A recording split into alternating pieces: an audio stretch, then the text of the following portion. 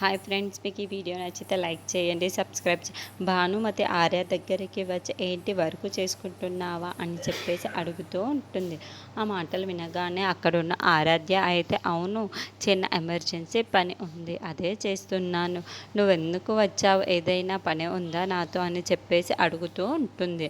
ఆ మాటలకి అక్కడున్న భానుమతి అయితే అవును, నీతో చిన్న పని పడింది. ఒక అతనికి నీ కంపెనీలో జాబ్ ఇవ్వాలి. అతను మీడియాలో ఇంతకుముందు పనిచేశాడు. నీకు ఏ విధంగానైనా సరే పనికి వస్తాడు. నీ పిఆర్ఓగా పెట్టుకుంటే చాలా మంచిది ఆరాధ్య అని చెప్పేసి అంటుంది. ఆ మాటలకు వినగానే అక్కడున్న ఆరాధ్య అయితే ఒక్కసారిగా ఆలోచిస్తూ ఉంటుంది.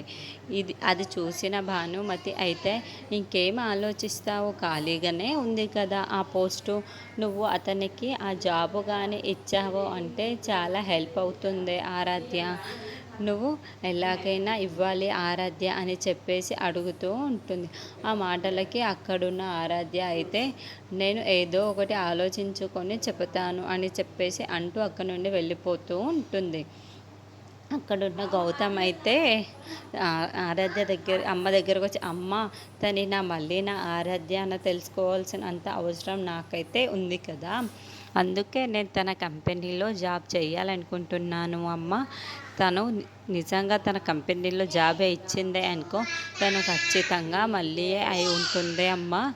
నా మనసును ఎలాగైనా మార్చి మళ్ళీ తనని ఇంటికి తీసుకువస్తాను అమ్మ. అలా కాకుండా ఆరాధ్య అయి ఉండాలే కానీ అక్షరధారాలతో సహా తీసుకొని ఆరాధ్యనా మళ్ళీనా అని చెప్పేసి నేను కనిపెడతాను. ఎలాగైనా సరే తను నా మళ్ళీనా ఆరాధ్యాన అని కనిపెట్టాల్సిన అంత అవసరం ఎంతైనా ఉంది అని చెప్పేసి వాళ్ళ అమ్మతో చెబుతూ ఉంటాడు.